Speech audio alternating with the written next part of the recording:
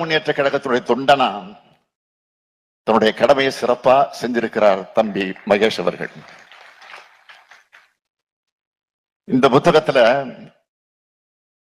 நாம ஏன் சமூக நீதி பார்வையோட தேசிய கல்விக் கொள்கையை எதிர்க்கிறோம்னு விரிவா எழுதியிருக்கிறார்.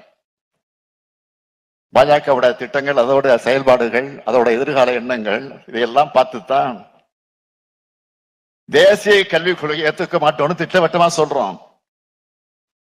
எல்லோரும் படிக்கணும்னு சொன்னா அது நம்ம திராவிட மாடல், இன்னார் மட்டும்தான் படிக்கணும்னு சொன்னா அது பாஜகவோட காவி மாடல். எல்லாருக்கும் எல்லாம்னு சொன்னா அது நம்ம திராவிட மாடல் கருத்தியல்.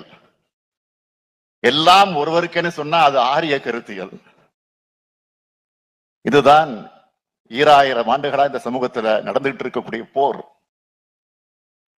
இன்னைக்கு நம்மோட உயர்வுக்கும் மேன்மைக்கு அடித்தளமா இருக்கிறதே கல்விதான்.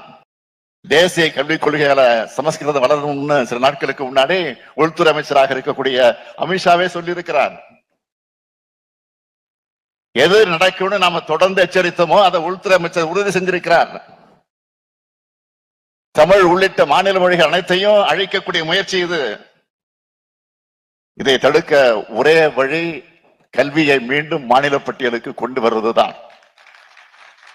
அதுக்கான போராட்டத்தை நாம தீவிரப்படுத்தணும். அதற்கு தம்பி அன்பில் மகேஷ் அவர்கள் எழுதியுள்ள இந்த நூல் ஊக்கமளிக்கிறது.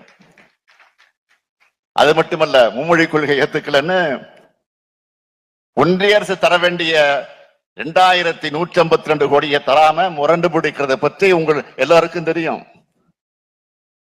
இங்க இருக்கக்கூடிய மாண்புமிகு திக்விஜய் சிங் அவர்கள் தலைவராக இருக்கக்கூடிய நாடாளுமன்ற குழுவினுடைய பரிந்துரைத்திருக்கக்கூடிய நிதிதான் அது. மாணவர்களுக்கு ஆசிரியர்களுக்கு சேர வேண்டிய அந்த நிதியை தன்னுடைய பெட்டி பாலிடிக்ஸ்க்காக ஒன்றிய அரசு தடுத்து நிறுத்தி இருக்கு. இதுக்கு எதிரா நிச்சயமா உறுதியா தமிழ்நாடு அரசு உச்ச நீதிமன்றத்தில் வழக்கு தொடரத்தான் போகிறது. எப்படி நாட்டுக்கே வழிகாட்டக்கூடிய தீர்ப்புகளை பெற்று இன்றைக்கு இந்திய நாட்டுடைய மாநிலங்களின் உரிமைகளை பாதுகாத்திருக்கிறோமோ அதே மாதிரி இந்த வழக்கிலையும் வெற்றி பெறுவோம் நான் நம்புகிறேன்.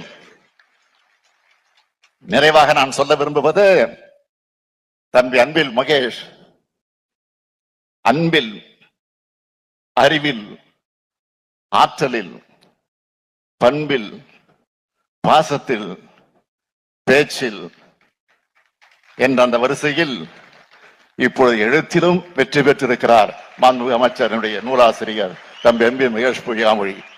எனவே அவரை மீண்டும் வாழ்த்தி விடைபெறுகிறேன். நன்றி, வணக்கம்.